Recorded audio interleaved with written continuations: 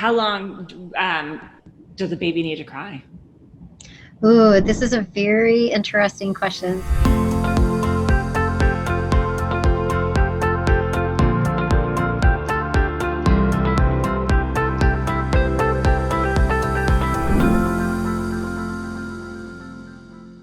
Thank you for coming, Dr. Peruthi. I think sleep to me is, I'm very passionate about it. I think it's one of the most important things that I've done for my kids in general. I'm excited to talk to you because there's just so much information about sleep and why is sleep so important, particularly, for babies, infants, toddlers. Sleep is a function of the brain, and the brain is responsible for lots of functions. Sleep is important for our ability to pay attention to things, to be able to learn things, to be able to process that overnight, to make those memories so we have good recall later. So as those babies develop into toddlers and then into children who go to school and who need to learn. So we really want to make sure that their brain is primed to be able to do that very well. So what are the implications if your baby or toddler is not sleeping properly? So one of the first things that we actually see is that they might get a little moody. So sometimes we see cranky babies or babies who just cry a lot or just seem sad or seem kind of withdrawn from their environment. So mood can absolutely be affected. The other thing is sometimes we see that they have trouble focusing or concentrating. So they might have trouble staying still and paying attention. And so we often hear parents whose children are not sleeping well at night will describe their child as sort of always on the go, and they can't sit still. They can't even color on these pages. It's difficult to even read through a book together. So it really can affect their ability to focus, pay attention, concentrate, their ability to learn.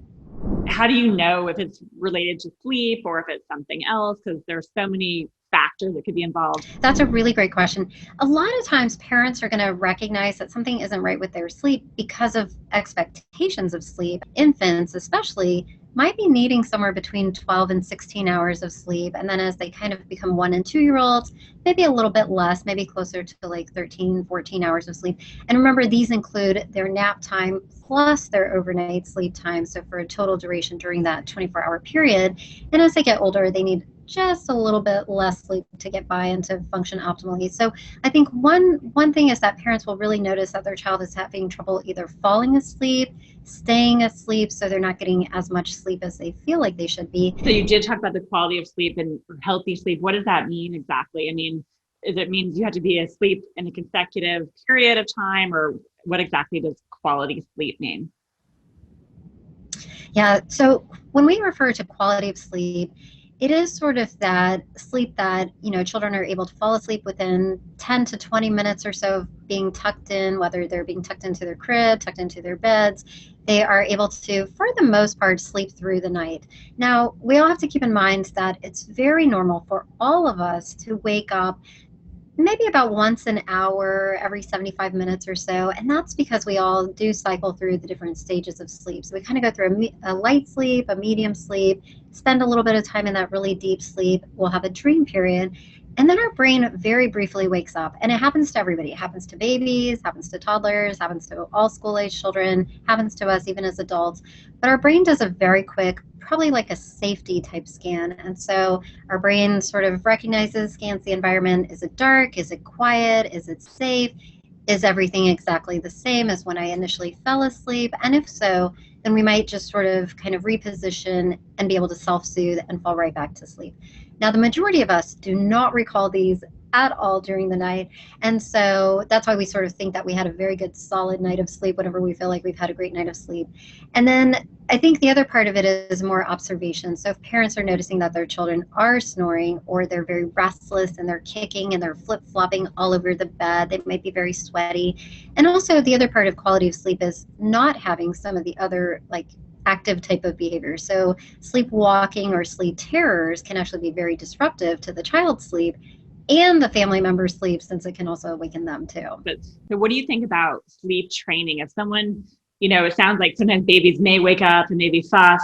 How do you recommend dealing with that? Do you just go in right away, or what are your thoughts around that? So sleep training, well, this is a very challenging I would say it's a very challenging thing for parents because, you want to time it right and you want to do it the right way. In general, most of our textbooks and just from experience, being a mom, being a sleep doctor for kids, I do recommend waiting till about age 6 months. So, and then with that, we have to sort of make sure the child has grown enough that they can actually sustain being asleep for longer periods of time. So it's very important to keep in mind that, a lot of the time it's actually hunger that wakes a baby up, and they're rapidly growing and they're trying to eat as much as they can, and so they're just very hungry.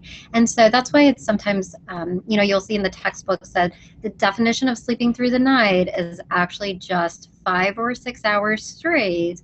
And so we really do expect that once a baby has reached about 6 months of age and they're at least 16 pounds in weight, then they're much more likely to be able to sustain that 5 or 6 hours without needing something to eat or drink. Another technique that we can use for sleep training is, say if one parent is the consistent parent who always puts the child to sleep, sometimes we'll do what we call like a role reversal. So if, let's say, mom is the one who always puts baby to sleep every night and does all the night awakenings, we actually, and this is a pretty interesting idea, but it really does work, we actually have mom leave the house about an hour before bedtime. So baby, and she makes a big fuss, so mom will give baby like hugs and kisses and say bye-bye, and baby will actually watch mom get into the car and drive away. So now baby knows mom is not there. Then, we have like the other caregiver, so whether it's dad or another caregiver, who will then take over for all the bedtime routine whenever it's time, and tucking the baby into the crib and things like that. And any of the night awakenings, dad or the other caregiver will take care of for that night. And so we do this every day for about a week, maybe about 10 days. And so it does take about 5 to 6 days of doing the exact same thing and the exact same routine and the exact same order for babies to really kind of start to recognize, ooh, this is the new routine, this is what I must adapt to. So we really find that once babies sort of have gone through 5 or 6 days of the exact same routine, they're much more likely to sort of catch on and sort of adapt to these new changes. So sometimes we'll do that role reversal as part of sleep training, and that can actually make a huge difference as well. I think with sleep training, it's really a matter of focusing on when to start sleep training, so that way they are old enough, they have gained enough weight to be able to sustain longer durations of sleep, and then also really focusing on how that sleep ends up getting divided up between the nap and the overnight sleep. And sometimes, it's very interesting because even within the same families, one child's sleep patterns will be completely different than the other child's sleep patterns. And it also depends on the environment, because once our kids go to, say, kindergarten, a lot of times they lose that opportunity to take a nap, even though they might still need a nap. And so then that sleep will move as effectively to the overnight sleep. So then their sleep duration increases then. So you said that they need to be either 6 months or 16 pounds. Some of these babies are born, I heard my friend had a 11.5 pound baby. So they may reach that milestone earlier. So is it either 16 months or they have to be 6 months and 16 pounds? So you're right. So some children will sort of become or gain enough weight so that way they're sort of at their target of at least this sort of magical 16 pounds. But we also have to keep in mind that the brain also has a function of development that has to occur in order for that internal clock, that circadian rhythm, to really catch hold. And so we know that that really starts to develop right around month 3, and that we really see it take hold probably month 4 or 5. And so that's why it's actually really important, even when we have newborns, to sort of give them as close to a good bedtime routine, even starting that first week of life, because as babies start to recognize the cues of when it's dark and it's sleep time and the house is quiet and everybody's in bed, versus like when it's bright outside, lights are on, everybody's active, we've got meals to sort of anchor our day. And so I think that's where I think that's very important to help that circadian rhythm really develop. And so there is that component that has to occur as well. Nutrition, does that play any role in getting your child to sleep properly? Nutrition is really important for sleep. And so even from the get-go, so when we think about babies and we think about the American Academy of Pediatrics, so not even necessarily from a sleeper standpoint, but really even just for brain function, the American Academy of Pediatrics did put out a recommendation that all breastfed babies should be put on vitamin D or iron supplements, especially in that first 3 or 4 months of life, to really make sure that they're getting enough nutrients for those brain cells to really communicate and talk and learn. And so that's very important. So babies that are formula fed from early onset, they will get a lot of that nutrition through the formula, but then for babies that are breastfed, there is that recommendation for a little bit of extra supplement. And then, of course, as babies are introduced to different foods, there's sort of been a change in mindset that maybe we should be giving them a little bit more veggies to start with, and maybe a little bit less of the rice cereal, a little bit less of the carbs. And so we're kind of seeing that change as well. And so, again, a good source of iron, which is really important for brain development and really important for even some of those chemicals that help us get good sleep. Those are going to come from our leafy green vegetables. And then, of course, proteins as well.